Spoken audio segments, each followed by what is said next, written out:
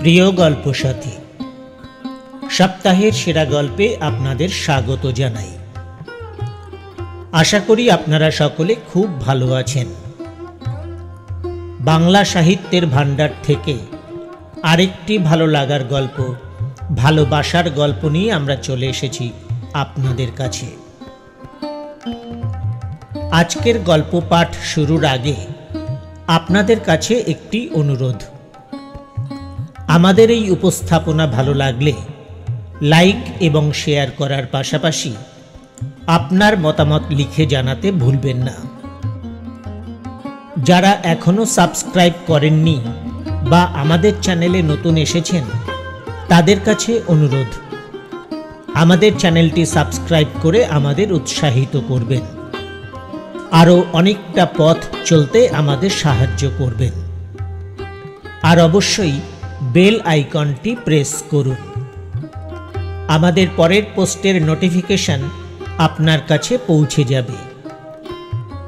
শুনুন সুশীল মজুমদার ক্রিয়েশনসের নিবেদনে আজকের ভালো লাগার গল্প, ভালোবাসার গল্প, প্রখ্যাত সাহিত্যিক পাঁচকড়িদের অন্যতম সেরা উপন্যাস মনোরমা। আজ শুনুন তৃতীয় পর্ব। খিদিরপুর গঙ্গা তীরে একখানা প্রকাণ্ড সুন্দর ত্রিতল অট্টালিকা, বহু কক্ষে পূর্ণ। এরই নাম আনন্দ কুটির। চারদিক উঁচু প্রাচীর ঘেরা ফলের উদ্যান। যথাসময়ে সেই ঘোমটা ঢাকা রমণীকে নিয়ে গাড়িখানা এই বাড়ির ফটকে এসে দাঁড়াল। রমণী নেমে বাড়ির মধ্যে ঢুকল। প্রথমেই একজন ভৃত্যকে ডেকে জিজ্ঞাসা করল, কোনো ভদ্রলোক এর মধ্যে আমার সঙ্গে দেখা করতে এসেছিলেন? হ্যাঁ গিন্নিমা। কোথায় তিনি? আছেন না চলে গেছেন? দুপুরের বৈঠকখানায় বসে আছেন। তাকে গিয়ে বলো আমি শীঘ্রই তাঁর সঙ্গে দেখা করছি। যে আজ্ঞা। ভৃত্য চলে গেল। তখন রমণী নিজের শোবার ঘরে গিয়ে বিছানায় শুয়ে পড়ল। মুখ থেকে তাড়াতাড়ি ঘোমটা তুলে দিল। এক মনে কি চিন্তা করতে লাগল। কিছু সময় বিশ্রামের পর মন কিছুটা শান্ত হলে দোতলার বৈঠকখানায় আগন্তুকের সঙ্গে সাক্ষাৎ করতে চলল। আগন্তুকের বয়স 40 বছর হবে। শ্যামবর্ণ, অতিকায় দেহ। চোখ দুটি খুব ছোট এবং রক্তাভ, সেই জন্যই সে চোখের আলাদা আকর্ষণ ছিল। নাকের ডগা মোটা। কালো মুখে ছোট ছোট বিরল লোম ভ্রু দুটির অস্তিত্ব নির্ণয় করা তীক্ষ্ণ দৃষ্টিরও দুঃসাধ্য। এই ব্যক্তির নামই কবিরাজ গোবিন্দপ্রসাদ সেন। স্ত্রীলোকটি কবিরাজকে মৃদু হাস্যে জিজ্ঞাসা করল, কি গো কবিরাজ মশাই, কোনো শুভ সংবাদ আছে কি? তোমার রোগীর কোনো সংবাদ পেলে? না, ওই আর পেলাম। চটি থেকে সে বুচকিটাকেও নিতে আসেনি? না, কই আর এলো। আমি জেনেছি আর কেউ আসবে না। তোমার রোগী এখন কোথায় আছে তা কিন্তু আমি জানি। তুমি তাকে দেখেছো? চাক্ষুষ দেখিনি, তবে কোথায় লুকিয়ে আছে জানি। বলো বলো, আমি এখনই তাকে গ্রেপ্তার করব। কবিরাজ মশাই, বলতে সহজ, কাজে শক্ত দাঁড়াবে। বড় শক্ত জায়গায় সে আছে। যেথায় থাক, সে আমারই আছে। সে আমার রোগী। পাগল বলে ডাক্তারদের শনাক্ত করাও আছে। এখন কার সাধ্য? কে আমার রোগীকে ধরে রাখে? রাজ সরকারের থেকে আমার কাছে কত পাগল আসে। রাজ সরকারেও আমার খুব প্রতিপত্তি আছে। আমি কি কাকেও ভয় করি? কার সাধ্য আমার কাজে বাধা দেয়? আদালত আমার রোগী আমার হাতে সমর্পণ করতে বাধ্য। সে যে পাগল সে সকল সার্টিফিকেট আমি সংগ্রহ করে রেখেছি। তাতেই সে মীমাংসা হবে। কিন্তু কোথায় সে? দেবেন্দ্র বিজয়ের বাড়িতে। সে আবার কে? তুমি তাকে জানো না? জানি না, জানবার বড় দরকারও নাই। তবে সে কোথায় থাকে আমি তাই এখন শুধু জানতে চাই। তুমি তার বাড়িতে তোমার রোগীকে নিয়ে আসতে দাবি দাওয়া করবে স্থির করেছ, কিন্তু দেবেন্দ্র বিজয় কে জানো? দেবেন্দ্র বিজয় এখানকার একজন পাকা নামজাদা গোয়েন্দা। সে একলা 10টা গোয়েন্দা হলেও ক্ষতি নেই। তাই বটে, সে একাই 10টা গোয়েন্দা। আর যেই হোক সে, আমার রোগীকে আমি নিয়ে আসবো। আমাকে তুমি তার বাড়ির ঠিকানাটা বলে দাও দেখি। পদ্মপুকুর, চক্রবেড়ে। আর একটা কথা, যদি তুমি তোমার রোগীকে তার হাত থেকে নিয়ে আসতে পারো, আরো 1000 টাকা অতিরিক্ত পুরস্কার পাবে। বেশ, কাল সকালেই এসে আমি পুরস্কার দাবি করব। হ্যাঁ, তখনই পাবে। তবে তুমি কি আজ এখন দেবেন্দ্র বিজয়ের বাড়িতে যাচ্ছ? যদি যাও, বোধহয় সফল হতে পারবে না, অন্যশ্রম হবে। আমি দেবেন্দ্র বিজয়কে জানি। ভালো, আমিও না হয় তাকে একবার জানবো। কাল সকালে সংবাদ পাবো কি? কাল 10টার সময় তুমি নিজে এখানে আসতে চেষ্টা করো। বেশ, আসি এখন। এসো। দেবেন্দ্র বিজয় নিজের শোবার ঘরের বিছানায় অর্ধেক শোয়া অবস্থায় একখানা ইংরাজি সংবাদপত্র পাঠ করছিলেন। এমন সময় ভৃত্য শিবু এসে তাঁর হাতে ছোট একখানা পত্র দিল। দেবেন্দ্র বিজয় পত্রখানা পাঠ করে তখনই উঠে বসলেন। মৃদু হাসিতে আপনা আপনি বললেন, কবিরাজ গোবিন্দপ্রসাদ সেন বটে, সে নিজেই আমার সঙ্গে সাক্ষাৎ করতে এসেছে। মন্দ নয়, ভালোই হয়েছে। আমাকে আর কষ্ট করে মহাপ্রভুকে দর্শন করতে মহাপ্রভুর শ্রীমন্দিরে গমন করতে হলো না। গোবিন্দ প্রসাদের সঙ্গে আগে দেখা না করে যেখানে বসে রেবতী ও মনোরমা গল্প করছিলেন, দেবেন্দ্র বিজয় সেখানে উপস্থিত হলেন। মনোরমাকে বললেন, মনোরমা, কবিরাজ গোবিন্দপ্রসাদ সেন সশরীরে উপস্থিত। গোবিন্দপ্রসাদ? কবিরাজ আমার এখানে? এখানে? এখানে কেন? কি দরকার? হ্যাঁ, সম্ভব তোমার জন্যই। তোমাকে নিতে এসেছেন। হ্যাঁ, বলেন কি? আমায় রক্ষা করুন, আমি আপনার শরণাপন্ন। আমাকে বাঁচান, আপনার পায়ে পড়ি, তার হাতে আমাকে তুলে দেবেন না। সে ভয় নেই। সে যে এত শীঘ্র তোমার সন্ধান করেছে তাতেই আমি আশ্চর্যান্বিত হচ্ছি। বোধহয় সে কালীঘাটে তোমার সেই মুচকির সন্ধান পায়, তারপর সেই কাপড়ের মুচকি আনতে সেখানে তুমি না যাওয়াতে সম্ভবত তোমার সন্ধানের জন্য একজন গোয়েন্দাও নিযুক্ত করেছে। না, তা আমার মনে হয় না। তুমি কি মনে করছো? আমার শত্রুরা হয় নিজে নিজেই আমার অনুসন্ধান করে থাকবে, নয় তারা অন্য কোনো উপায়ে জেনে থাকবে যে আমি আপনার এখানে রয়েছি।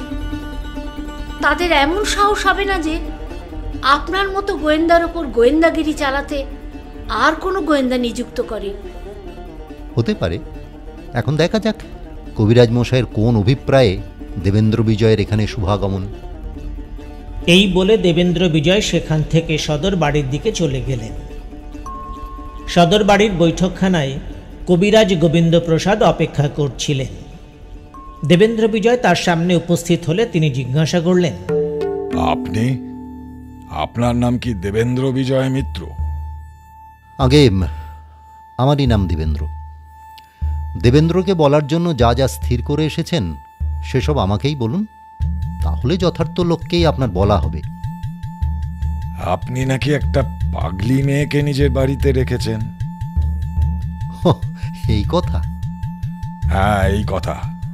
কে আপনাকে এ সঠিক সংবাদ দিল?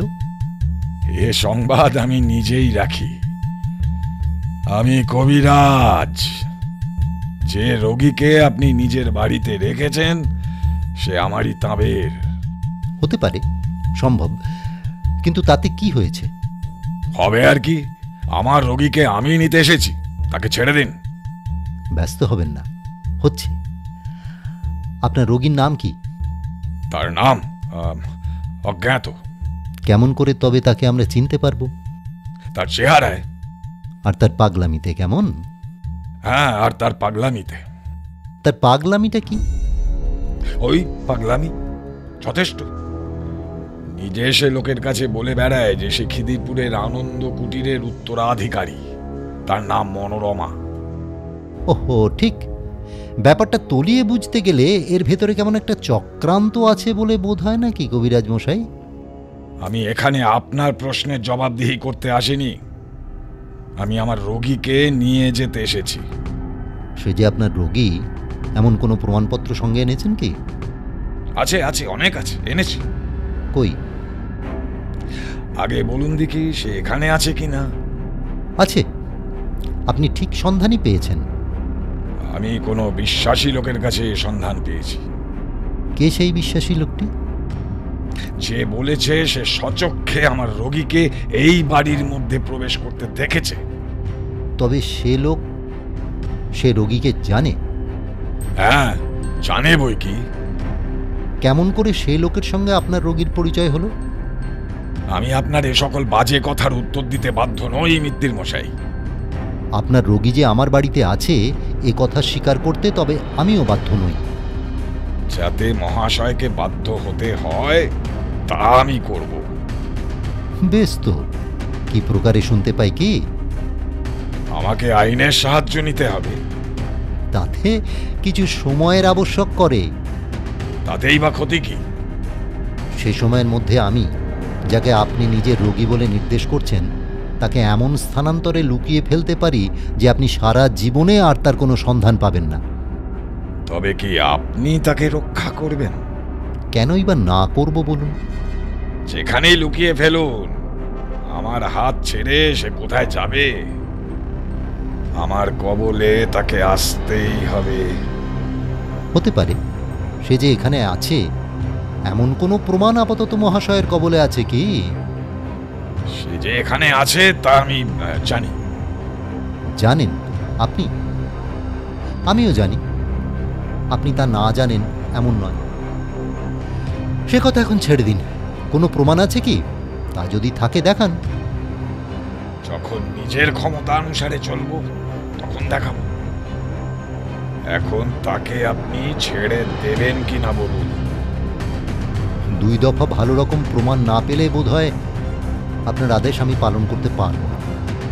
প্রথমত সে যে এখানে আছে, দ্বিতীয়ত সে প্রকৃত পাগল কিনা।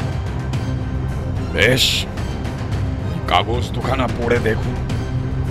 দেবেন্দ্র বিজয় কবিরাজের হাত থেকে সেই কাগজ দুখানা নিয়ে সবার আগে তাতে যে ডাক্তারদের নাম স্বাক্ষর ছিল তাদের নাম নিজের পকেট বুকে লিখে নিলেন।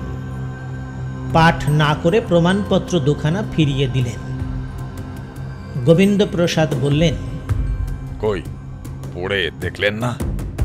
না, আবশ্যক নাই। যা আমার আবশ্যক ছিল তা দেখা হয়ে গেছে।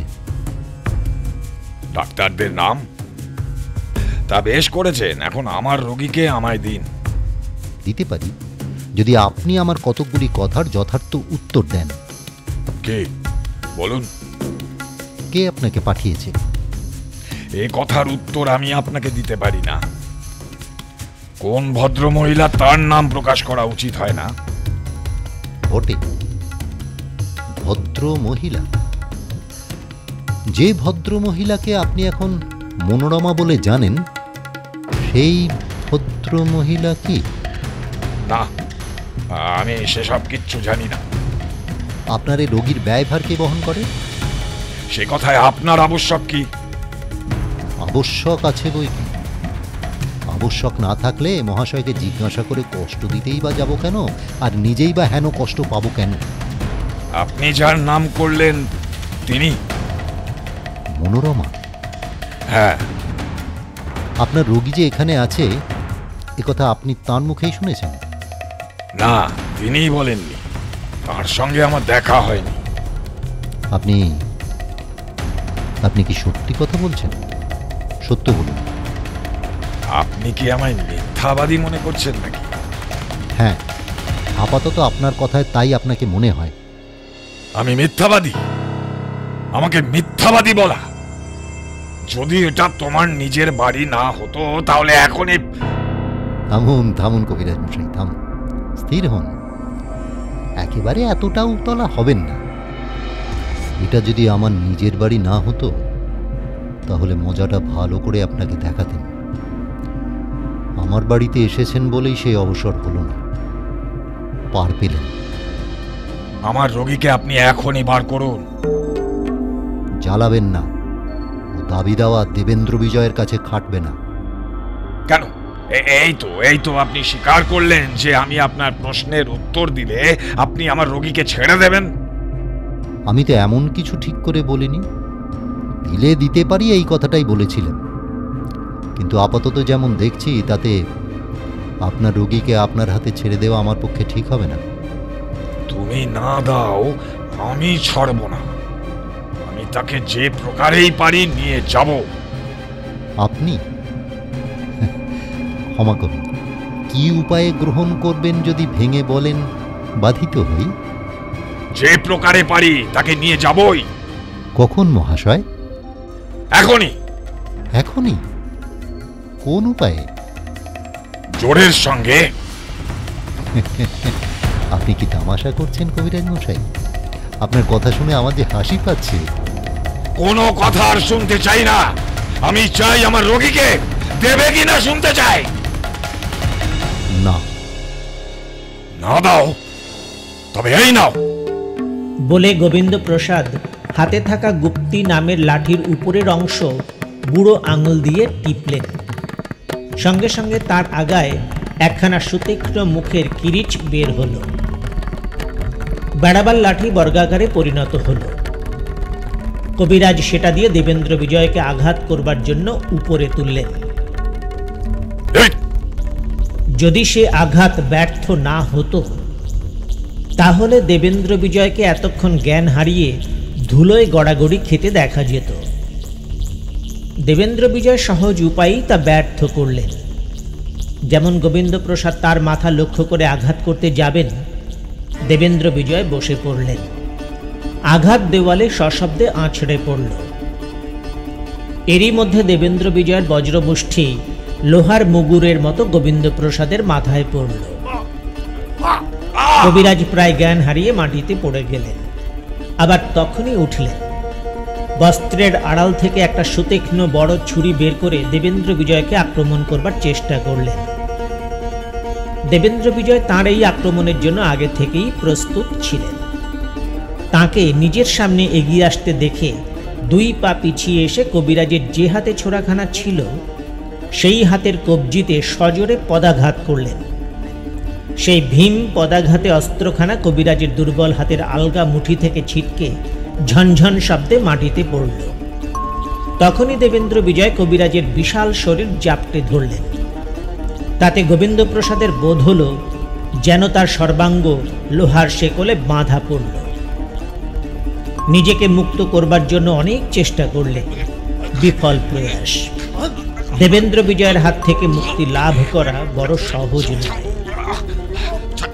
ভৃত্য শিবু এই ধস্তাধস্তির শব্দ শুনে সেখানে ছুটে এলো।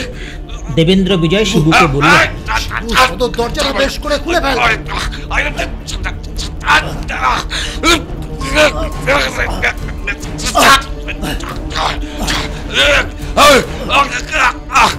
শিবু আদেশ পালন করল। দেবেন্দ্র বিজয় মাটি থেকে কবিরাজকে শূন্যে তুলে এগিয়ে গেলেন। তার মনে হলো তিনি যেন একটি বালককে কোলে তুলেছেন। কবিরাজ মশাই ছটফট করতে লাগলেন। বলা বাহুল্য, গালাগালি, চিৎকার, তর্জন গর্জন করতে লাগলেন।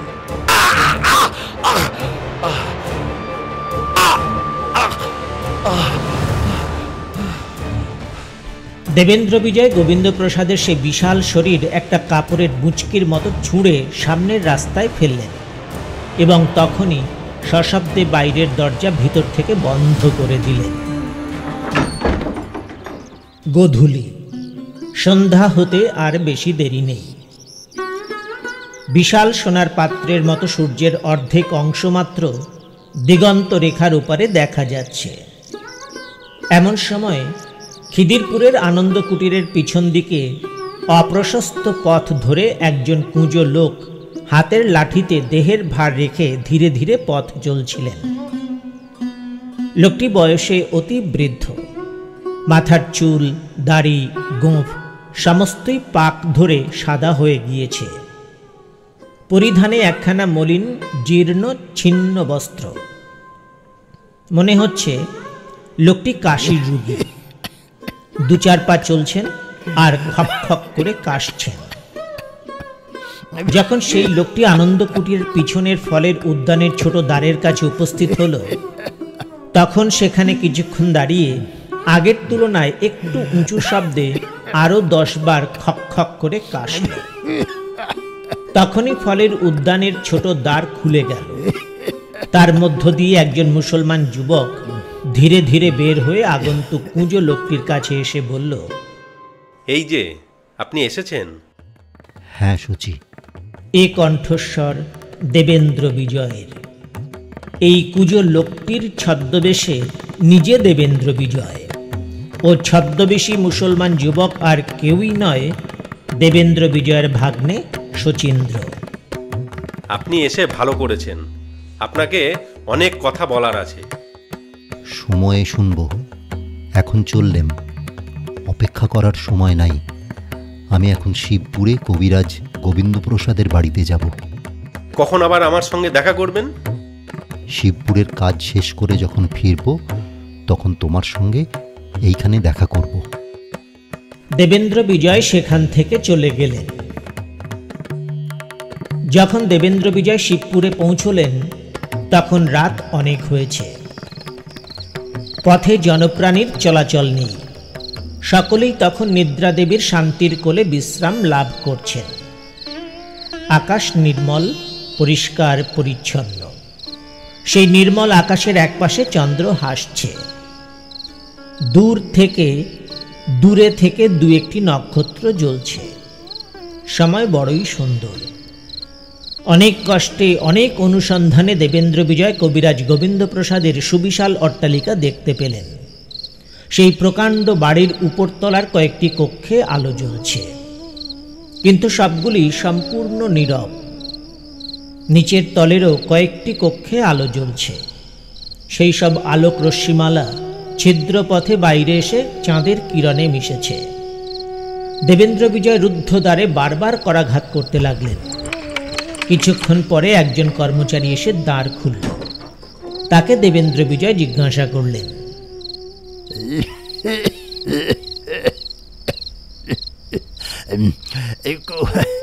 কবিরাজ মশাই আছেন নাকি? না, তিনি বাড়িতে নেই।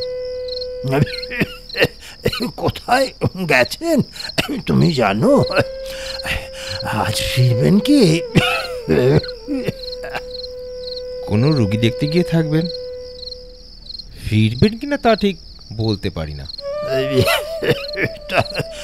কখন বাড়ি থেকে বেরিয়েছেন?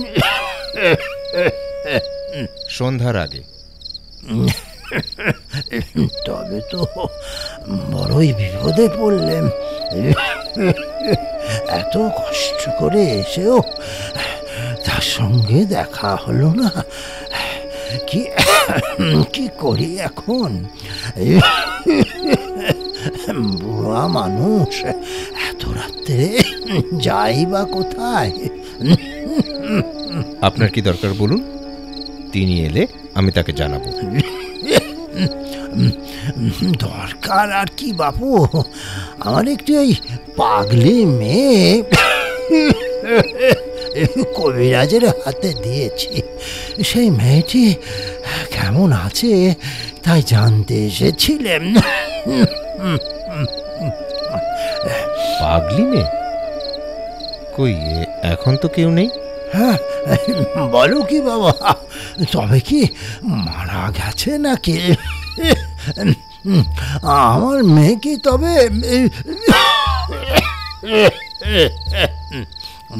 মেয়েটির নাম কি বলুন দেখি? নাম মেয়েটি আজন্ম পাগল, তাই তাকে আমরা পাগলি পাগলি বলে ডাকতেম। বড় চমৎকার চেহারা, ওই 20-22 বছর বয়স হবে। বয়সের সঙ্গে সঙ্গে তার পাগলামি ক্রমেই বাড়ছিল দেখে আমি কবিরাজকে তার চিকিৎসা করতে দিই। ও বুঝেছি, সেই মেয়েটাই তবে হবে। সে আর 4-5 দিন হলো পালিয়ে গেছে। পালিয়ে গেছে? পালিয়ে গেছে কোথায়? কেমন করে বলো কি? তবে কি তার পাগলামি এতদিনেও কিছু সারেনি? সেই মেয়ে কি আপনার? আহা, মেয়েটি বড় ঠান্ডা প্রকৃতির। কই একদিনও তো পাগলামি দেখিনি। আপনি কি তার পাগলামি দেখে তাকে এখানে পাঠান? কিছুই তো বুঝতে পারিনি। সে মেয়ে যদি পাগল হয় তাহলে আপনি পাগল, আপনার মনিক পাগল, জগৎশুদ্ধ পাগল। অমন শান্ত স্বভাবের মেয়ে আমি কখনো দেখিনি। পাগলামির মধ্যে সে শুধু কেবল মধ্যে মধ্যে নিজের দুঃখে কাঁদত, তাছাড়া তার মুখে কথাটি ছিল না। যে যা বলতো তখনই শুনতো। অমন লক্ষ্মী মেয়েকে আপনি বাপ হয়ে কেমন করে পাগলি বলে এখানে ফেলে রেখে গিয়েছিলেন? কি নিষ্ঠুর আপনি! বৃদ্ধ হয়েছেন, বার্ধক্যে যে ভীমরতি ঘটে তাই আপনার ঘটেছে। বাপু, এখন তামাশা করার সময় নয়। এত বদমাইশ মেয়েকে শান্ত মেয়ে বলে আমাকে উপহাস করা তোমার উচিত নয়। তোমাদের এখন কাঁচা বয়স, মনের দম্ভ কত। তোমরা বুড়ো বালক বেছে উচিত দরে কি আর কথা কইবে? তবে এখন আমি চললাম। কাল কবিরাজ মশাইয়ের সঙ্গে দেখা করতে আসব। তিনি এলে বলো দেবেন্দ্র বিজয় তার পাগলি মেয়ের তথ্য নিতে এসেছিল। তাহলে বুঝতে পারবেন আমি কে আর কি জন্য এখানে এসেছিলাম।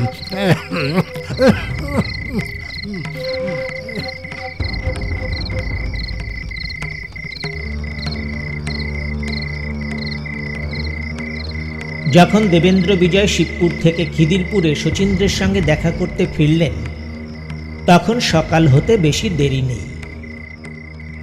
পূব আকাশের প্রান্তভাগে গাঢ় লাল রঙের ছোঁয়া লেগেছে। দেবেন্দ্র বিজয় আনন্দ কুটিরের পিছন দিকে এসে শচীন্দ্রের সঙ্গে চুপিসারে দেখা করে জিজ্ঞাসা করলেন, কোনো বিষয়ে কিছু সন্ধান পেয়েছো? হ্যাঁ, অনেকটা সন্ধান পেয়েছি। কি বলো দেখি। রামগোলামের আর যে মেয়েটির মৃত্যু হয়েছে, সেই মেয়েটিকে যে ডাক্তার চিকিৎসা করছিল সে ডাক্তারকে দেখেছি। কে? কে? তার নাম কি? কোথায় থাকে? নাম নবীনচন্দ্র। এই আনন্দ কুটিরেই থাকে। এখন সেই নবীন ডাক্তারই এই আনন্দ কুটিরের নবীন কর্তা, যে এখন মনোরমা হয়ে এই বিষয় ভোগ করছে, তারই স্বামী। কতদিন তাদের বিবাহ হয়েছে কিছু শুনেছ? প্রায় 1 মাস। তাহলে সম্প্রতি বিবাহ হয়েছে? সম্প্রতি বিবাহ হয়েছে বটে, কিন্তু দুজনের মধ্যে এক তিল বনিবনা নেই। সারা দিন তাদের মধ্যে বিবাদ কলহে কেটে যায়। তুমি এই সংবাদ কি করে পেলে? আমি এই বাগানের মালির কাছে সব শুনেছি। নবীন ডাক্তারকে আমি সচক্ষে দেখেছি, কিন্তু সে বড় সহজ লোক নয়, বকেয়া বদমায়েশ। আকারে প্রকারে প্রায় ডাক্তার ফুল সাহেব বললেই হয়। আমার গুরু অরিন্দম যে ফুল সাহেবের হাতে নাস্তানা বোধ হন।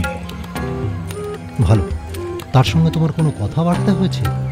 হ্যাঁ, সেই তো আমাকে তার গাড়ির গাড়োয়ান নিযুক্ত করে রেখেছে। আমি এখন এখানে শচীন্দ্র নয়, করিম বক্স। হ্যাঁ, এই তো চাই। বেশ কাজ গুছিয়েছ। কেবল চেষ্টা করো। তোমার বুদ্ধিমত্তায় আমি সম্পূর্ণ নির্ভর করি। দেবেন্দ্র বিজয় তারপর নিজে যেসব সন্ধান ইতিমধ্যে পেয়েছিলেন শচীন্দ্রকে বললেন। সহকারীর কাছে তিনি কোনো কথা কখনো গোপন রাখতেন না। যাবার সময় দেবেন্দ্র বিজয় বললেন, তুমি বেশ বুদ্ধির কাজ করেছ।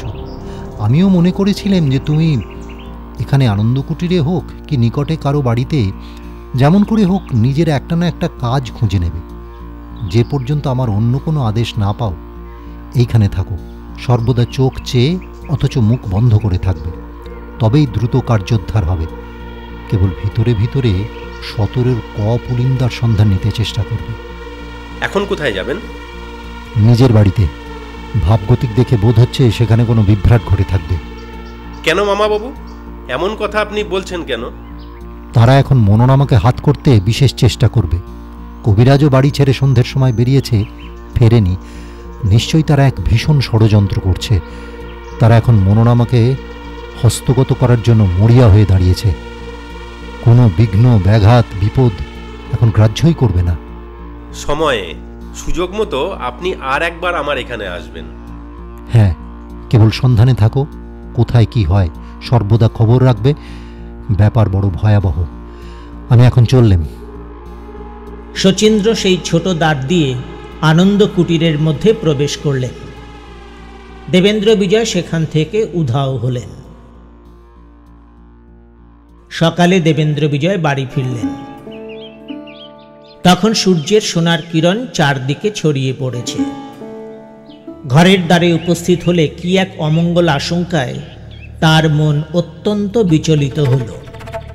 বাড়ির মধ্যে প্রবেশ করলেন। কোনো শব্দ তাঁর কানে এলো না। চারদিক নীরব, নিস্তব্ধ। সেই নীরবতা জনপ্রাণীর অস্তিত্ব নেই স্পষ্ট বুঝিয়ে দিচ্ছে। তখন তিনি দ্রুত পায়ে একেবারে উপরতলায় উঠলেন। শোবার ঘরে ঢুকে একবার চারিদিকে চেয়ে দেখলেন কেউ কোথাও নেই।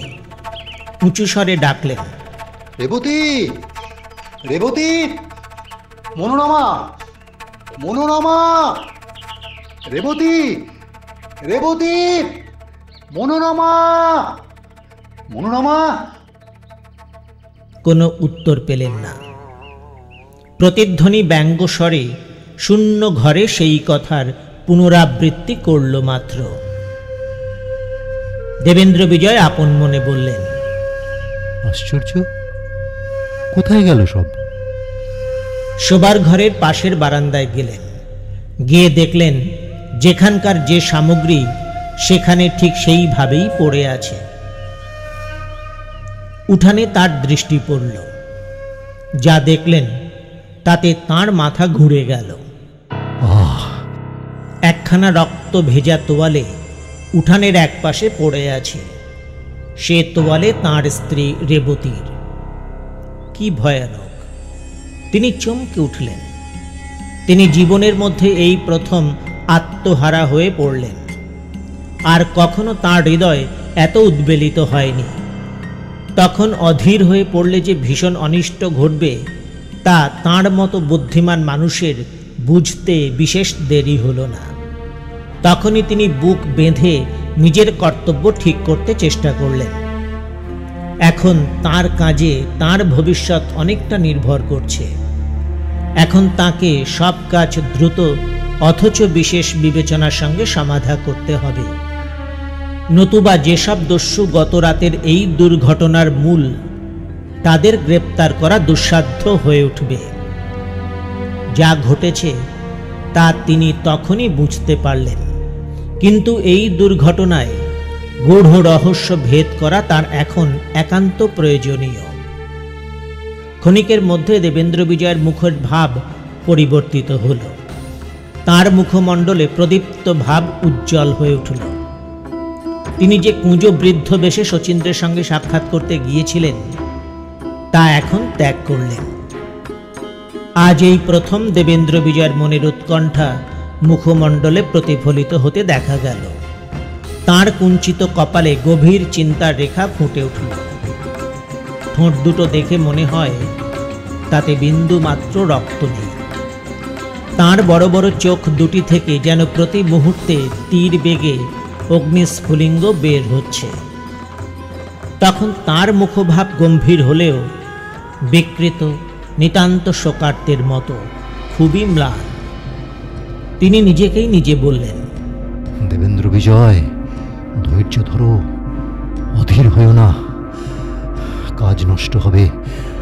অপেক্ষা অপেক্ষা করো, একটু অপেক্ষা করো, মুহূর্তের অপেক্ষা। তারপর তোমার এই বিপদ তুমিই দূর করবে। কেন কাতর হচ্ছ? থামো থামো বাবু, অধীর হয়েও না। যদি তোমার পূর্বের সেই সতর্কতা, পূর্বের সেই চাতুর্য, পূর্বের সেই নৈপুণ্য, পূর্বের সেই বুদ্ধিমত্তা, পূর্বের সেই তেজস্বিতা ফিরে পেতে চাও, একটু অপেক্ষা করো। যে পর্যন্ত না তোমার সঙ্গে তোমার মনের ঐক্য হয়, ততটুকু অপেক্ষা মাত্র। বর্তমান হৃদয়ের উৎকণ্ঠা দূর করতে তখন তিনি নিজেকে এই রকম প্রবোধ ও সান্ত্বনা দিতে লাগলেন। অবশেষে তাঁর নিজের অজ্ঞাতে নিজের মুখ দিয়ে খুবই রুক্ষ স্বরে এই কথাগুলি বের হলো। পাষণ্ড দস্যুরা এখানে এসেছিল, অসহায় স্ত্রী লোকেদের ওপর অত্যাচার করে বড়ই বাহাদুরি নিয়েছে। এর প্রতিশোধ আমি নেবই। তবে আমার নাম দেবেন্দ্র বিজয়। আমি যাদের ভালোবাসি, আমি যাদের স্নেহ করি, তাদের অপহরণ করে দস্যুরা আমার হৃদয়ে যে রোষাগ্নি জ্বেলেছে, তার থেকে কেউই নিস্তার পাবে না। পাষণ্ডেরা নিজেদের বিড়ম্বনা নিজেরাই ডেকেছে। দেবেন্দ্র বিজয় সহজ লোক নয় পাষণ্ডেরা। সাবধান হও, সাবধান হও। তারপর তিনি শোবার ঘর ভালোভাবে পর্যবেক্ষণ করতে লাগলেন। কিছুক্ষণ পরে বললেন, যখন দস্যুরা আক্রমণ করে, তখন রেবতী আর মনোরমা এই ঘরেই একই সঙ্গে ঘুমিয়েছিল। তাদের ঘুমন্ত অবস্থায় পাপিষ্ঠেরা সহজেই তাদের এখান থেকে নিয়ে গেছে। কিন্তু এই রক্তমাখা গামছা কোথা থেকে এলো? দ্রুত পদে ডিটেকটিভ দেবেন্দ্র বিজয় ভৃত্য শিবুর কাছে চললেন। বাড়ির পিছন দিকে একটা ছোট্ট গৃহ শিবুর জন্য নির্দিষ্ট ছিল। সেই ছোট গৃহের এক পাশে শিবু রান্না করত, অন্য পাশে একটা কম্বল বিছানো বিছানা ছিল, তাতে সে শুতো। দেবেন্দ্র বিজয় সেই ছোট ঘরে ঢুকে দেখলেন শিবু বিছানায় শুয়ে। তার হাত পা এমনভাবে বাঁধা যে তার নড়বার ক্ষমতাও নেই। তারই গামছা ছিঁড়ে তার মুখের ভিতরে পুরোপুরি ঢুকিয়ে দিয়েছে। চিৎকার কি, কোনো শব্দ করবার কোনো উপায় নেই। তখন সবার আগে দেবেন্দ্র বিজয় তার ভৃত্যের বাঁধন খুলে দিলেন। এই দুরবস্থায় ভৃত্য অর্ধেক জ্ঞানশূন্য হয়েছিল। দেবেন্দ্র বিজয় তাকে বাইরে টেনে আনলেন, দ্রুত স্বরে জিজ্ঞাসা করলেন, শিবু, ব্যাপার কি? বলো, শীঘ্র বলো। আমি কিছুই জানি না বাবু। কোথায় তোমাকে তারা প্রথম আক্রমণ করে? এই ঘরে। আমি তখন বিছানায় শুয়েছিল। কখন এই ঘটনা ঘটে? তখন রাত 3টে বেজে গেছে। হা ভগবান! আর যদি 2 ঘন্টা আগে আমি বাড়িতে ফিরতাম। আচ্ছা, তাদের তুমি দেখেছো? তারা কয়জন? 4 জন। সবাই পুরুষ? না, একটা মেয়ে লোক ছিল। তুমি তাদের মুখের চেহারা কেমন আমায় ঠিক করে বলতে পারো? না, আমি তার মুখ দেখিনি, দেখতে পাইনি। মস্ত লম্বা ঘোমটায় মুখখানা একেবারে ঢাকা ছিল। আর 3 জন, তাদের কারো মুখ তুমি দেখেছো? এখন দেখলে আমায় চিনিয়ে দিতে পারো? সে 3 জনের মুখ চাদরে ঢাকা ছিল। লোক 3টে লম্বা না বেঁটে? একজন মস্ত লম্বা, আর 2 জন মাঝারি। তাদের গলার আওয়াজ কেমন? চেনা চেনা বোধ হয় কি? না, তারা কথা কয়নি। কেবল সেই মেয়ে মানুষটা কথা কয়েছিল বাবু। তাও শুধু একবার আমাকে দেখিয়ে দিয়ে সে ওই অপর তিনজনকে চাপা গলায় বললে, তাড়াতাড়ি বুকে ছোড়া বসাও, বেশি হাঙ্গামায় দরকার কি, সহজেই কাজ মিটবে। সেই স্ত্রী লোকটি তবে তাদের সর্দার নেই কেমন? হ্যাঁ, তাই মনে হয়। তোমাকে বেঁধে তারপর তারা আর কি করলে? আর কি দেখেছো তুমি? তারপর সেই মেয়েটা ছোড়া হাতে লাফিয়ে এসে আমার মুখের কাছে ঝুঁকে দাঁড়ালে। আমি ভাবলাম যে তার লোকদের আগে যে ছোড়া চালাবার কথা বলেছিল সে নিজেই বুঝি তাই করতে চায়, কিন্তু তা সে করলে না। আমাকে চুপি চুপি অথচ খুব খুব রাগের গলায় বললে, তোর মনি বেলে তাকে বলিস আমাদের মানব মৃগয়ার এই প্রথম লক্ষ্য, তারপর দ্বিতীয় লক্ষ্য অতি শীঘ্র তার প্রাণের উপরই হবে। আমি প্রতিজ্ঞা করছি যে কোনো প্রকারে পারি তাকে হত্যা করবই করব। এখন তারা এসে আমার উপরে তাদের বল বিক্রম প্রকাশ করে, তাই তো চাই আমি। তাদের আমি খুঁজে বার করতে পারি এমন কোনো বিশেষ চিহ্ন তাদের মধ্যে দেখেছো? কিছুই না। এখন কি তুমি চলতে পারবে? তাহলে তোমাকে দিয়ে আপাতত আমার কাজের একটা বিশেষ সুবিধে হয়। কেন পারবো না বাবু? কি করতে হবে বলুন। তুমি এখনই খিদিরপুরে যাও, গঙ্গার ধারেই আনন্দ কুটির নামে একটা প্রকাণ্ড বাড়ি দেখতে পাবে। তেমন বড় বাড়ি সেখানে আর নাই। বাড়িখানার চারদিকে বাগান। সে বাড়িতে যে করিম বক্স নামে একজন গাড়োয়ান আছে, গোপনে তার সঙ্গে দেখা করবে। যে আজ্ঞা বাবু। সে করিম আমাদেরই শচীন্দ্র, বুঝেছো? আগে হ্যাঁ, আপনার নফর আমি। এটা যদি না বুঝতে পারবো তবে আমার। তার কাছে বেশ করে খবর নেবে গত রাত্রে আনন্দ কুটিরে কে কে অনুপস্থিত ছিল, কে কে রাত্রে উপস্থিত হয়েছে। সকলেরই উপর যেন সতর্ক দৃষ্টি রাখতে কোনো ত্রুটি না করে। যাও যাও, ছুটে যাও, আর সময় নষ্ট করো না। তার কাছে যত খবর পাও সব জানবে, স্মরণ রাখবে। সময়ে আমি তোমার সঙ্গে দেখা করব। যে আগে আমি এখনই যাচ্ছি। একটা কথা বাবু, মার উপরে তারা কোনো অত্যাচার করেছে? জানি না শিবু, বিষম বিভ্রাটে পড়েছি। মনোনামার সঙ্গে তাকেও তারা নিয়ে গেছে। ঈশ্বর জানেন, আমি যতক্ষণ না তাদের উদ্ধার করতে পারি তাদের অদৃষ্টে, ততক্ষণ না জানি কি ভীষণ যন্ত্রণা ভোগ আছে। যাও যাও শিবু, যাও। শিবু চলে গেলে দেবেন্দ্র বিজয় দ্রুত বাড়ির পিছন দিকে উপস্থিত হলেন। সেখানে কিছু জমি খালি পড়ে থাকায় পাঁচিল ঘেরা। পাঁচিলের উপর অংশে ধারালো কাচ বসানো। দেবেন্দ্র বিজয় সেখানে গিয়ে প্রথমেই দেখতে পেলেন সেই পাঁচিলের উপরে একখানা কম্বল রয়েছে। পাঁচিল থেকে সেটা নামিয়ে নিয়ে দেখলেন সেখানা 7-8 ভাঁজে ভাঁজ করা। বুঝতে পারলেন কোনো দুর্বৃত্ত আগে এরই সাহায্যে বাড়ির মধ্যে প্রবেশ করে সামনের দ্বারের অর্গল খুলে দেয়। পাঁচিলের কাঁচখণ্ডগুলো কম্বল দিয়ে ঢাকা দেওয়ায় পাঁচিল যে ডিঙিয়েছে তার কোনো ক্ষতি করতে পারেনি। ভাবলেন এসব কৌশলের মূল সেই রমণী। এসে আমার প্রাণ সে চায়, পারে নেবে। এসব কাজ কৌশল রমণী নিয়ন্ত্রণ করছে, আর সেই পুরুষেরা তারই হাতের যন্ত্র। যে পর্যন্ত তিনি সেই দস্যু 3 জনের আর সেই সুন্দরী পিশাচী সন্ধানের কোনো সূত্র না পাচ্ছেন, সে পর্যন্ত তাদের অনুসরণ করবেন না স্থির করলেন। সূত্রের মধ্যে সেই এক রক্তাক্ত তোয়ালে, তাতে নির্ভর করা ভুল। আর যা তিনি শিবুর মুখে শুনেছেন তাও সুবিধাজনক নয়। অনেক চিন্তার পর দেবেন্দ্র বিজয় নিকটবর্তী থানায় উপস্থিত হলেন। সেখানকার ঊর্ধ্বতন কর্মচারীকে ডেকে তিনি জিজ্ঞাসা করলেন, আমাদের পাড়ার ঘাটাতে কাল রাত 3টে পর্যন্ত কোন পাহারাওয়ালার চৌকি দেবার ভার ছিল? যাকে তিনি এই প্রশ্ন করলেন তার নাম রামকৃষ্ণ মুখোপাধ্যায়। তিনি বয়সে 40 বৎসর অতিক্রম করেছেন। তিনি দেবেন্দ্র বিজয়কে ভালোভাবে চিনতেন। তখনই তিনি সেই পাহারাওয়ালাকে হাজির করে দিলেন। পাহারাওয়ালার নাম ননকু সিং। ননকু সিংকে বাইরে ডেকে দেবেন্দ্র বিজয় জিজ্ঞাসা করলেন, কাল রাত 3টের সময় তুমি কোথায় ছিলে? আপনারই বাড়ির দক্ষিণ সীমানায়। অপহরণকারীরা নিশ্চয়ই তাদের কাজের সুবিধার জন্য একখানা গাড়ি সঙ্গে এনে থাকবে। এই অনুমানে দেবেন্দ্র বিজয় বললেন, আমার বাড়ির সামনে যে একখানা গাড়ি দাঁড়িয়েছিল, সে গাড়ির বিষয়ে তুমি কিছু জানো? কিছুই জানি না, তবে একখানা গাড়ি থাকতে দেখেছি বটে। কখন দেখেছো? তখন রাত কত হবে? রাত তখন 3টে হবে। কতক্ষণ গাড়িখানা আমার বাড়ির সামনে দাঁড়িয়েছিল?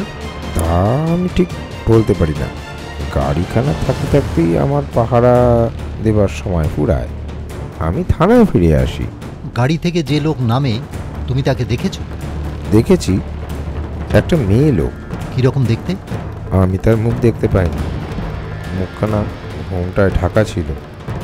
সে গাড়ি থেকে নেমেই আমার বাড়ির ভেতরে যায়, তার সঙ্গে আর কেউ ছিল না। গাড়িখানা কীরকম? ভাড়াটে গাড়ি না বাড়ির গাড়ি?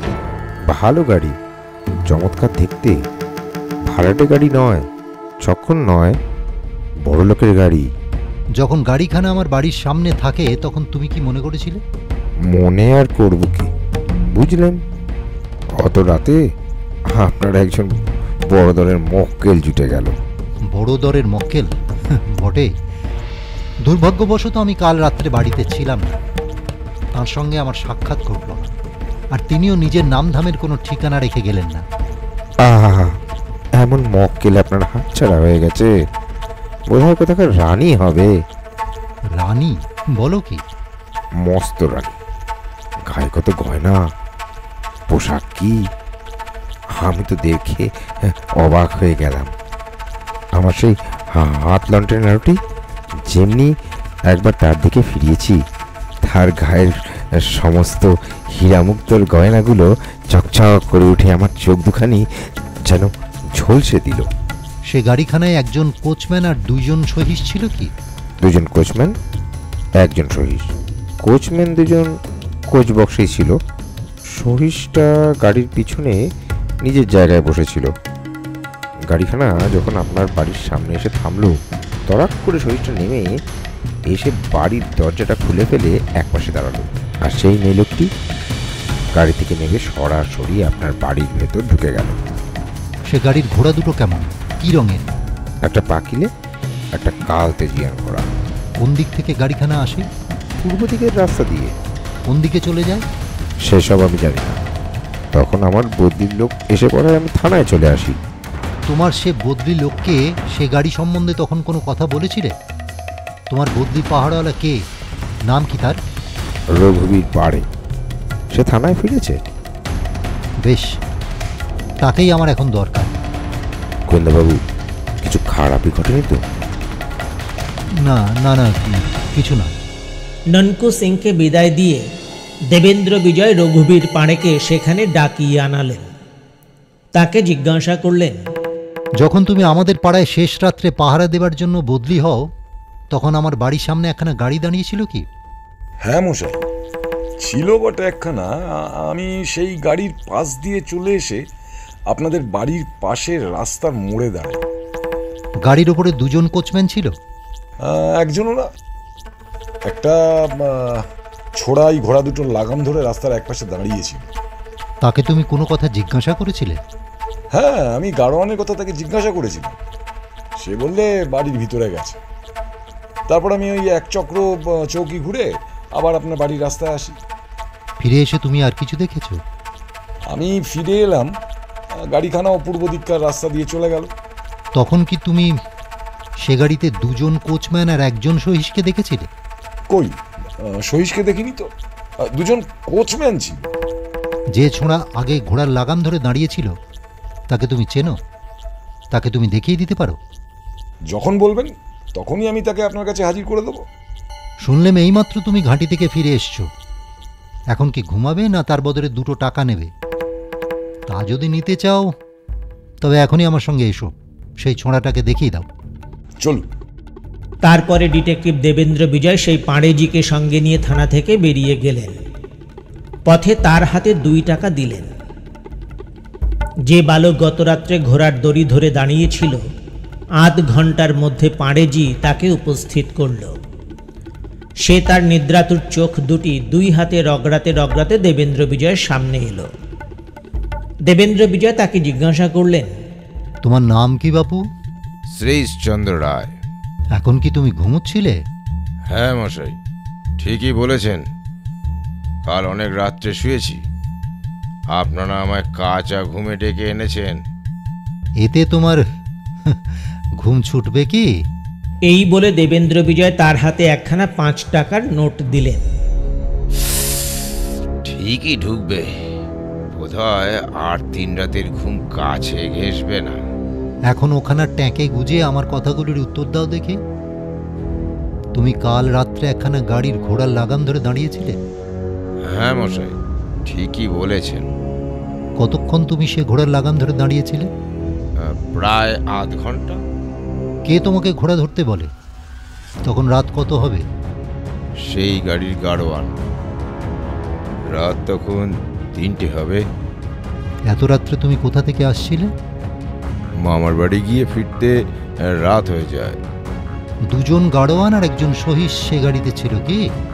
হ্যাঁ মশাই, ঠিকই বলেছেন। তুমি যখন তাদের কথায় গাড়ির ঘোড়া ধরে দাঁড়ালে তখন তারা কোথায় গেল? যে বাড়ির সামনে গাড়িখানা দাঁড়িয়েছিল সেই বাড়ির ভেতরে তাড়াতাড়ি ঢুকে পড়ল। তাদের যে পোশাক পরা ছিল সে পোশাক বদলে অন্য পোশাক পরে তারা কি বাড়ির ভেতরে যায়? না, সেই পোশাকে। তাদের কারো হাতে কাপড়ের বুচকি ছিল কি? হ্যাঁ হ্যাঁ, একজনের হাতে বুচকির মতন কি একটা ছিল বটে। যখন তারা বাড়ি থেকে বেরিয়ে আসে কি কি তারা নিয়ে আসে? আগে একজন এসেই আমাকে বাড়ি যেতে বলে। তারপর কি তুমি তার কথায় সেখান থেকে বাড়িতে চলে গেলে? শ্রীশচন্দ্র কোনো উত্তর না করে দেবেন্দ্র বিজয়ের মুখের দিকে নীরবে চেয়ে রইল। দেবেন্দ্র বিজয় তখন মৃদু হেসে বললেন, বুঝেছি, তুমি বাড়িতে যাওনি। তুমি তফাতে দাঁড়িয়ে তারপরের ব্যাপার সবই দেখেছো। কেমন কি হলো তারপর? তারপর তারা বাড়ির ভেতর থেকে সকলেই একে একে বেরিয়ে এলো। তারা ফিরে আসবার সময় সঙ্গে কিছু নিয়ে আসে? হ্যাঁ, একটা মেয়ে মানুষকে। তারপর তারা আবার বাড়ির ভেতরে গিয়ে আরেকটা মেয়ে মানুষকে তুলে নিয়ে আসে। সেই মেয়ে মানুষ দুটোকে যখন তুলে নিয়ে আসে তখন তারা চিৎকার করেনি? 2জনের 1জনও না। মরা মরা মরা মানুষ আবার চিৎকার করবে কি? মরা? কে বললে? কি করে জানলে তুমি? দেখেই বুঝতে পারলুম। তাই দেখে আমার আত্মা পুরুষ উড়ে গেল। অত রাত, 2টো মরা, মেয়ে মানুষের মরা, নিশ্চিত পেতনি। আর কি সর্বনাম সেখানে থাকে? দৌড়, রাম নাম করতে করতে এক নিঃশ্বাসে একেবারে বাড়ি। পালিয়ে গেলে? তা নয় তো আর কি। আমি কি ভয় করবার ছেলে? শ্রীশ, যদি তুমি তখন সেই গাড়িখানার পিছু নিয়ে গাড়িখানা যেখানে যায় সে সন্ধান রাখতে পারতে তাহলে আজ তোমার আরো অনেক লাভ হতো। যাক, সে কথা এখন থাক। এখন তুমি ভালো ভালো কাপড়, জামা, উড়নি, আরো একখানা 10 টাকার নোট পকেটজাত করতে চাও কি? আমি কি স্বপ্ন দেখছি? আমি তো কিছুই বুঝতে পারছি না। আমাকে সব কথা ভেঙে বলুন।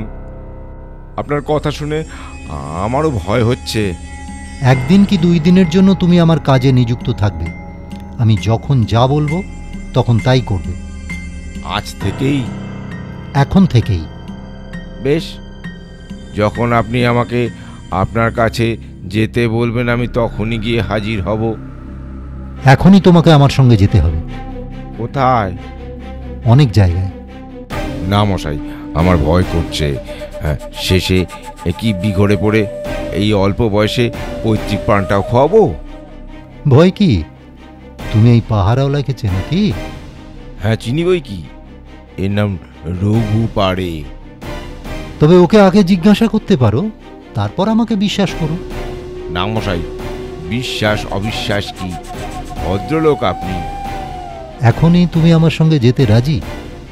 হ্যাঁ, এখনই। তবে চলে এসো। শ্রীশচন্দ্রকে সঙ্গে নিয়ে দেবেন্দ্র বিজয় বাড়ি ফিরলেন। এখানে সেদিন শ্রীশচন্দ্রের আহারাদির বন্দোবস্ত হল। সন্ধ্যার সময় দেবেন্দ্র বিজয় নিজেকে এবং বালক শ্রীশচন্দ্রকে ছদ্মবেশে সাজালেন। সে সাজ নতুন রকমের। তারপর তিনি শ্রীশচন্দ্রকে তখন যা জানাবার যা শেখাবার শেখালেন, সব বলে দিলেন। সেদিন রবিবার। সন্ধ্যার পর দেবেন্দ্র বিজয় শ্রীশচন্দ্রকে নিয়ে অন্ধের সাজে বের হলেন। এবার ছদ্মবেশে, মাথায় পরচুলা, মুখে কৃত্রিম দাড়ি গোঁফ, চোখে গাঢ় নীল রঙের চশমা, গায়ে একটি কালো রঙের কোট, পরনে চওড়া কালো পাড় ধুতি। শ্রীশ তার হাত ধরে আগে আগে চলল। শ্রীশের বেশভূষাও বিশেষ পরিপাটি ছিল।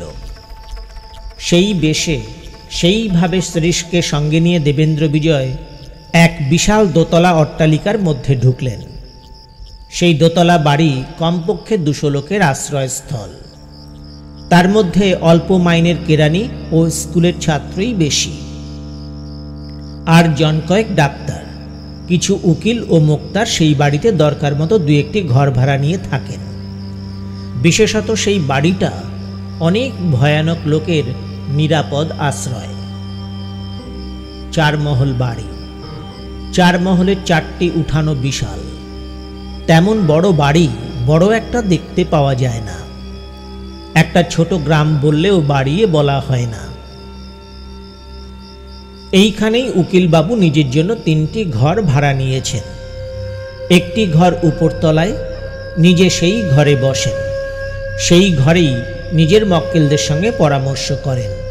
আর 2টি ঘর নিচের তলায়, একটা 3য় মহলের, অপরটি 4র্থ মহলের শেষ প্রান্তে। যে ঘরটি 3য় মহলে, সেটিতে উকিলবাবুর মুহুরি থাকে। লেখাপড়া যা কিছু সেইখানেই হয়। 4র্থ মহলের ঘরটি উকিলবাবুর বিশ্রামাগার। সেই বিশ্রামাগারের অভিপ্রায় অন্য, কেবল বিশ্রামের জন্যই তা ব্যবহার হতো না। তাতে তাঁর মক্কেলদের তিনি নিশ্চিন্তে নির্বিঘ্নে আবশ্যক মতো গূঢ় ও কূট পরামর্শ দিতেন। নিজের ঘরে বসে উকিলবাবুর মুহুরি খুব ব্যস্ত হাতে একখানা দলিলের নকল করছেন। ছদ্মবেশী দেবেন্দ্র বিজয়ের সঙ্গে হাত ধরে শ্রীশচন্দ্র সেখানে এসে দাঁড়াল। দেবেন্দ্র বিজয়কে বলল, এই যে এইখানে উকিলবাবুর মুহুরি আছেন। তখন দেবেন্দ্র বিজয় মুহুরিকে বললেন, মহাশয়, উকিলবাবু যদি এখন এখানে উপস্থিত থাকেন, এই অনুগ্রহ করে তাকে বলুন গিয়ে ওই খ্রিশ্চান পাড়া থেকে অন্ধ রামগোপালবাবু এসেছেন, বিশেষ বরাত, একবার দেখা করতে চান। মশাই, এখন তিনি বড় ব্যস্ত আছেন। ব্যস্ত আছেন?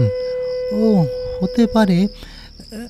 5 মিনিটের জন্য আমি একবার তার সঙ্গে দেখা করতে চাই। তাতে আর তাঁর ব্যস্ততার বিশেষ কোনো ব্যাঘাত হবে না। 5 মিনিটের বেশি নয়। আমি নিজেও খুব ব্যস্ত আছি।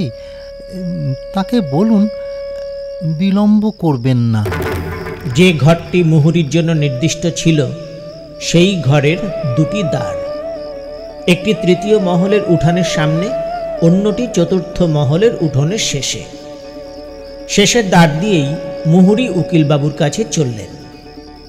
এটারই সামনে 4র্থ মহলের অন্য প্রান্তে উকিলবাবুর বিশ্রামাগার অথবা গুপ্ত গৃহ। যখন মুহুরি সেই গুপ্ত গৃহের দ্বার ঠেলে ভিতরে প্রবেশ করলেন, তখন সেই অল্প সময়ের মধ্যে সেই খোলা দ্বার পথ দিয়ে শ্রীশচন্দ্র ও দেবেন্দ্র বিজয়ের সুতীক্ষ্ণ দৃষ্টি উকিলবাবুর বিশ্রামাগারে পড়ল। শ্রীশচন্দ্র যেখানে দাঁড়িয়েছিল, সেখান থেকে সে কেবল উকিলবাবুকে দেখতে পেল। দেবেন্দ্র বিজয় যেখানে ছিলেন, সেখান থেকে উকিলবাবুকে দেখা যায় না। তিনি একটি অপরিচিত মুখ দেখতে পেলেন।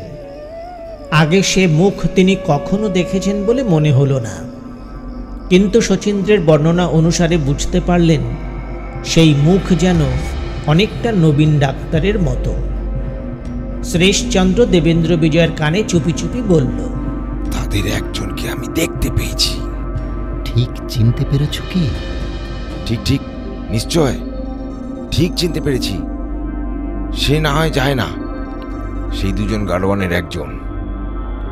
যখন গাড়োয়ান সেজেছিল, তখন নিশ্চয়ই দুগালে এক জোড়া বটচুলের গালপাটটা দাঁড়িয়ে এঁটেছিল। আঁটলে কি হবে, নাকের পাশে ঠিক চোখের কোণের কাছে সুপারির মতন আপটি আছে, সেটি তো লুকানোর জন্য নাই।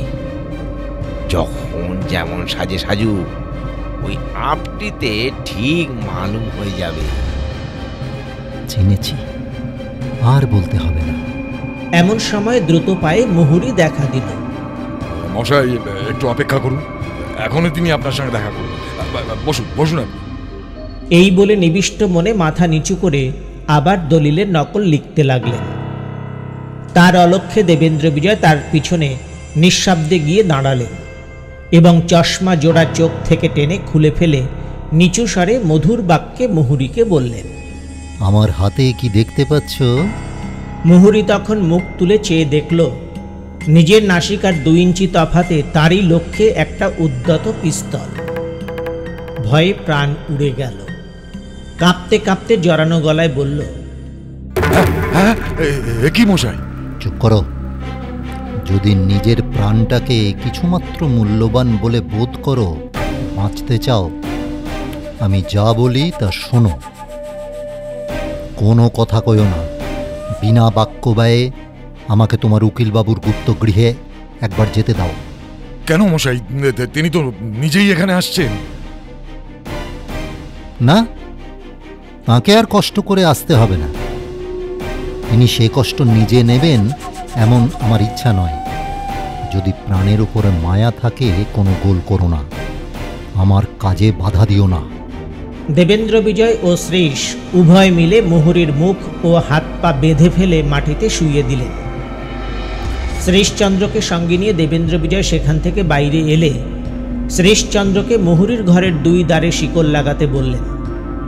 মুহুরী বাধা অবস্থায় পড়ে রইল। পরে দেবেন্দ্র বিজয় উকিলবাবুর গুপ্ত গৃহের কাছে বাইরের দিকে নীরবে কিছুক্ষণ দাঁড়িয়ে রইলেন। ভিতরে কথোপকথনের ফুসফুস শব্দ তার কানে গেল। কিছুই স্পষ্ট বুঝতে পারলেন না। তখনই তিনি সশব্দে পিস্তল হাতে সেই ঘরের মধ্যে ঢুকলেন। পিছনে শ্রীশচন্দ্র। সেখানে 3 জন উপস্থিত ছিল। 3 জনই দেবেন্দ্র বিজয়কে দেখে চমকে লাফিয়ে উঠল। সেখানকার সেই 3 ব্যক্তি উকিল তুলসী দাস, কবিরাজ গোবিন্দ প্রসাদ, ডাক্তার নবীনচন্দ্র ছাড়া আর কেউই নয়। উকিল গর্জে উঠলেন, কি ব্যাপার? কে তুমি? এখানে কেন? মতলব কি? চলে যাও, চলে যাও, দূর হও, দূর হও। এসবের মানে কি? রক্তবর্ণ চোখে উকিল তুলসী দাসের মুখের দিকে চেয়ে হাতের পিস্তল দেখিয়ে দেবেন্দ্র বিজয় বজ্রকণ্ঠে বললেন, এর মানে আমি পুলিশ কর্মচারী, তোমরা এখন আমার বন্দী। এ ছাড়া আর কিছুই নয়। যে যেমন আছো ঠিক থাকো। 1 পা উঠে যেতে গেলে চিরকালের জন্য পপাত ধরণীতলে হবে। আমি জানতে চাই কে তুমি? আমি? কার এত স্পর্ধা? তুলসী দাসের অপমান করতে চায়? কে তুমি? কে নাম? দেবেন্দ্র বিজয়। ডিটেকটিভ দেবেন্দ্র বিজয়ের নাম শুনে তাদের মুখমণ্ডল অত্যন্ত ম্লান হল।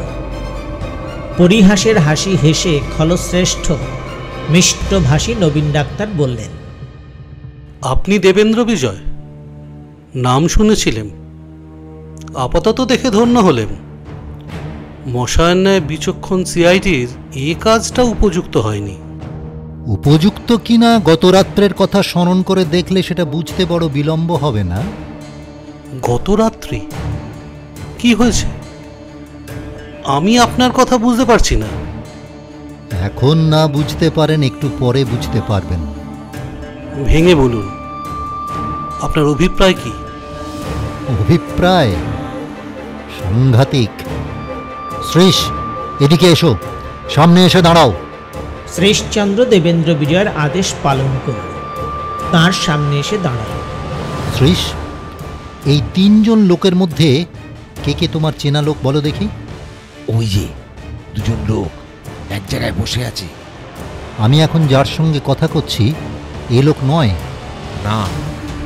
আমাদের উপরে আপনি কোন অপরাধের চার্জ এনেছেন? অপহরণ, চুরি। অপহরণ, চুরি? গুরুতর বিষয় বটে। ওয়ারেন্ট এনেছেন কি?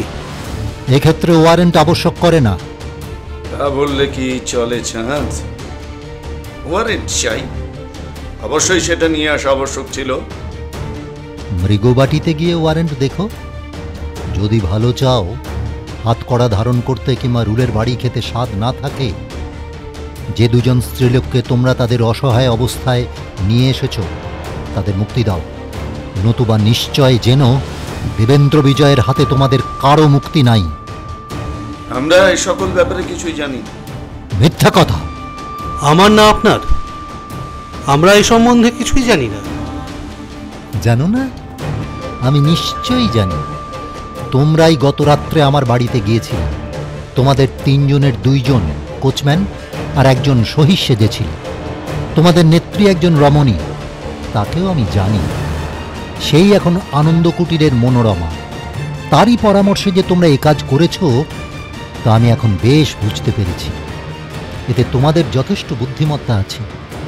তোমরা নিশ্চয়ই আমার স্ত্রীকে আর আসল মনোরমাকে তাদের অজ্ঞাত সারে ক্লোরোফর্ম করে নিয়ে এসেছ। শেষে পাছে আমার ভৃত্য শিবু তোমাদের অনুসরণ করে কোথায় তোমরা যাও সে সন্ধান রাখে, এই ভয়ে তাকেও তোমরা তার ঘরে হাত পা মুখ বেঁধে ফেলে রেখে এসেছ। বেশ চালাকির কাজই সব হয়েছে। তবে এটা স্মরণ রাখলে ভালো হতো যে দেবেন্দ্র বিজয়ের কাছে কোনো চালাকি খাটবে না। এ পর্যন্ত কেউ খাটাতে পারেনি, পরে যে পারবে তা আমার ধারণাতে আসে না। আমাকে জানাতে শিবুকে যে কথা তোমরা বলে এসেছ, যে ভয় আমায় দেখিয়ে এসেছ, তাও আমি তার কাছে শুনেছি। তোমাদের সে প্রতিজ্ঞা অতি স্পর্ধার। এখন আমি এখানে উপস্থিত হয়েছি। পারো যদি তোমাদের সেই প্রতিজ্ঞা পূর্ণ করো, আমি সেজন্য যখন তখন যেখানে সেখানে এখন এখানেও প্রস্তুত আছি, সর্বদা থাকবো। প্রতিজ্ঞা পূর্ণ করো। তোমাদের শত্রু তোমাদের প্রতিজ্ঞা পূর্ণ করাতে তোমাদেরই গৃহে উপস্থিত হয়েছে। এ অবসর ত্যাগ করা নিতান্ত ভীরুতা। আর তোমাদের সেই রমণী এখন কোথায়, যে আমার ভৃত্য শিবুর বুকে ছোড়া চালাতে গেল? সে এখন কোথায়? তাকেও আমার বিশেষ প্রয়োজন। প্রয়োজন? এখানেই উপস্থিত আছি। প্রতিজ্ঞা পূর্ণ হোক। বলে পাশের ঘরের দ্বার খুলে এক আধ ঘোমটা ঢাকা স্ত্রীলোক দ্রুত বের হয়ে পিছন দিক থেকে দেবেন্দ্র বিজয়ের কোমর জড়িয়ে ধরে বুকে শানিত কিরিচ ফলক বসিয়ে দিল। সেই স্ত্রীলোকটির বেশভূষা মারোয়ারি স্ত্রীলোকদের মতো। দেবেন্দ্র বিজয় বুকে দারুণ আঘাত পেলেন। তখনই তার সর্বাঙ্গ অবসন্ন হয়ে এল। বোধ হল তার সমস্ত শরীর যেন পক্ষাঘাতগ্রস্ত হল। প্রত্যেক ধমনী রক্ত প্রবাহ এক সময় বন্ধ হয়ে গেল। দেখতে দেখতে তিনি সেই শত্রু দলের মধ্যে একান্ত নিঃসহায় হয়ে পড়লেন। নবীন ডাক্তার চেয়ার তুলে মারতে গেল। গোবিন্দ প্রসাদ লাঠি উঠাল। এইভাবে চারদিক থেকে আক্রান্ত হয়ে দেবেন্দ্র বিজয় যেমন পিছন দিকে মুখ ফিরাবেন, উকিল তুলসীদাস তার মাথা লক্ষ্য করে একটা মদের শূন্য বোতল ছুঁড়লেন। লক্ষ্য ব্যর্থ হল না। তখনই দেবেন্দ্র বিজয় জ্ঞান হারিয়ে মাটিতে পড়ে গেলেন। তারপর সবাই শ্রেষ্ঠচন্দ্রের দিকে ধেয়ে গেল। সে তখন প্রাণ ভয়ে প্রাণপণে পালাতে চেষ্টা করল। যখন সে রাস্তায় এসে পড়ল, তখন উঁচু স্বরে চিৎকার করতে লাগলো, কে কোথায় আছো? শীঘ্র এসো, সর্বনাশ, খুন, ছোড়া মেরে খুন, খুন।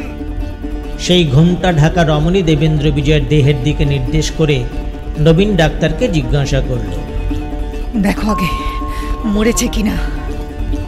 দেখো দেখো, বোধহয় মরেছে। আমার এখন অন্য জায়গায় যেতে হবে, কাজ আছে। দেখো তুমি। তার প্রশ্নের এই উত্তর দিয়ে নবীন ডাক্তার রঙ্গভূমি ছেড়ে পলায়ন করল। সেই ভয়ঙ্কর স্থানে জ্ঞান হারানো দেবেন্দ্র বিজয়ের পাশে সেই রমণীকে একাকী দেখে তুলসীদাস ও গোবিন্দ প্রসাদ নবীনের অনুসরণ করল। অত্যন্ত তীক্ষ্ণ স্বরে সেই রমণী বলল, ভীরু, কাপুরুষ তোমরা। তারপর দেবেন্দ্র বিজয়ের দেহ লক্ষ্য করে বলল, না, এখনো মরেনি, মরেনি। এইবার মরবে। দেবেন্দ্র বিজয়ের মৃত্যুই আমার মূল মন্ত্র। সেই মূল মন্ত্র সাধনের আজ এই স্বর্ণ সুযোগ। এমন সুবিধা আর ঘটবে না। দেবেন্দ্র জমালয়ের অর্থপথে গিয়েছে, অর্থপথ বাকি। তাও আমি এখনই পৌঁছে দিচ্ছি। দেবেন্দ্রের মৃত্যু হলে আর আমি কাকেও ভয় করি না। দেবেন্দ্রের হাতে মুক্তি পেলে এসব উকিল, ডাক্তার, কবিরাজের হাত থেকে আমি সহজেই নিজেকে মুক্ত করতে পারবো। এদের জন্য আমি তিল ভাবি না, ভয়ও করি না। যে ভয় ভয়ই বটে, সে ভয় এখন দূর করি, নিজেকে চিরকালের জন্য নিরাপদ করি। এই বলে সেই স্ত্রীলোক বস্ত্রের আড়াল থেকে একটা তীক্ষ্ণ মুখ কিরিচ বের করল। আলোয় তা চকচক করে উঠল। হাতলে বসানো হিরে জলজল করে উঠল। অতি সাবধানে একবার চারিদিকে চেয়ে সেই নির্ভীক স্ত্রীলোকটি কিরিচের তীক্ষ্ণ মুখভাগ দেবেন্দ্র বিজয়ের গলায় বসাতে উদ্যত হল। এমন সময় পিছন থেকে কে বলল, ব্যাপার কি? কি হয়েছে? কি হয়েছে? গোলমাল কিসের এত? শুনবা মাত্র তখনই সেই স্ত্রীলোকটি চকিতে সেই কিরিচ লুকিয়ে ফেলল। যেন সে নিতান্ত ভীত, বিস্মিত ও সংকটাপন্ন হয়ে আছে এমন ভাব দেখিয়ে নিরুপায়ের মতো চিৎকার করে বলল, ওহ, কে মহাশয় আপনি? সর্বনাশ! শীঘ্র আসুন, শীঘ্র আসুন। বলেই অলক্ষ্যে দ্রুত কিরিচটি কোমরের বস্ত্রের আড়ালে লুকিয়ে ফেলল। তারপর দ্রুত হাতে ঘোমটা সরিয়ে দিল। কি সুন্দর মুখ, মরি মরি। এমন সৌন্দর্যে এ কদর্যতা কোথা থেকে এলো? সুধায় গরল, কুসুমে কীট, গোলাপে কণ্টক। বিশালাকার চোখ দুটিতে কি মনোমুগ্ধকর চঞ্চল দৃষ্টি। এই সুন্দর মুখমণ্ডল আর মনোরমার মুখমণ্ডলে তিল মাত্র পার্থক্য নেই। সে মুখ এমন সৌন্দর্যময়, এমন লালসাময়, এমন শ্রীযুক্ত যে ব্যক্তি সেখানে তখন উপস্থিত ছিল সে সেখানকার সেই দৃশ্যের সেই ভীষণতা, সে বিভীষিকা ভুলে পলকহীন চোখে বিস্ময়ে মুগ্ধ হয়ে সেই মুখ দেখতে লাগল। তার চেতনা হারালো। তারপর সে রমণীকে জিজ্ঞাসা করল, ব্যাপার কি? কি হয়েছে? কি হয়েছে? দেখুন, দেখুন, এই দেখুন। বলে দেবেন্দ্র বিজয়ের সেই মাটিতে লুটানো রক্ত ভেজা শোয়ানো দেহ দেখালো। তারপর হাঁপাতে হাঁপাতে বলল,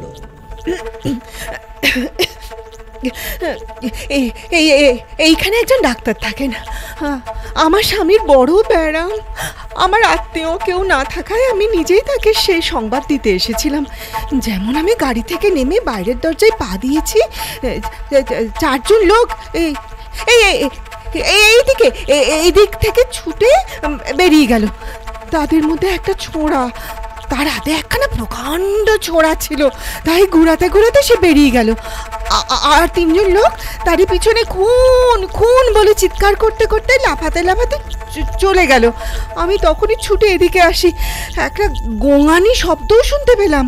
তাই শুনেই আমি ওই তাড়াতাড়ি এই ঘরে এসে দেখি এই ব্যাপার। আর কিছু না, আর কিছু জানি না। খুন, ভয়ানক খুন। এই লোকটাকে এইভাবে এখানে পড়ে থাকতে দেখি।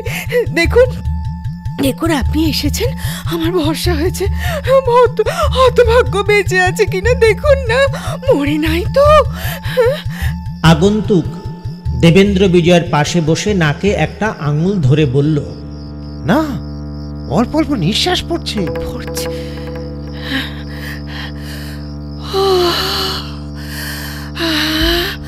বাঁচলেম, ভগবান রক্ষা করেছেন। বিপন্নের সহায় তিনি, দুস্থের সহায় তিনি, মরণাপন্নের সহায় তিনি। আপনি এখানে থাকুন। যে ডাক্তারের কাছে আমি এসেছি তিনি প্রবীণ লোক, তাকেই আমি ডেকে আনি। ওই মহলে তার বাসা। যেতে বিলম্ব হবে, ছুটে যাই আমি যাই। এই বলে সেই স্ত্রীলোক এমন চঞ্চল পায়ে এত তাড়াতাড়ি বিদ্যুৎ বেগে সেই গৃহ ছেড়ে গেল যে আগন্তুক তাকে বাধা দেবার বিন্দুমাত্র সময় পেল না।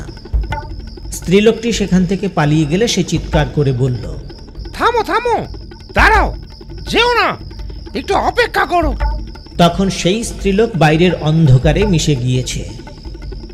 লোকটা মনে মনে ভাবল, স্ত্রীলোকটি যেমন সুন্দরী তেমনই কোমল স্বভাবা, বড় ভয় পেয়েছে দেখছি। সে দেবেন্দ্র বিজয়ের শুশ্রূষায় মনোযোগ দিল। প্রিয় গল্প সাথী, আজ শুনলেন প্রখ্যাত সাহিত্যিক পাঁচকড়িদের অন্যতম সেরা উপন্যাস মনোরমা। আজ শুনলেন তৃতীয় পর্ব। গল্প পাঠে সুশীল মজুমদার, অরিজিৎ বন্দ্যোপাধ্যায়, শ্রাবণী বণিক, দেবাশিস দিঘাল, আশিস রায়, মুনমুন দাস, রোহন ঘটক এবং সুমন সরকার। আমাদের এই উপস্থাপনা ভালো লাগলে লাইক এবং শেয়ার করার পাশাপাশি আপনার মতামত লিখে জানাতে ভুলবেন না। এই উপন্যাসের চতুর্থ পর্বের উপস্থাপনা নিয়ে খুব শীঘ্রই উপস্থিত হব আপনাদের কাছে। আমাদের পরের উপস্থাপনার নোটিফিকেশন পেতে বেল আইকনটি প্রেস করুন।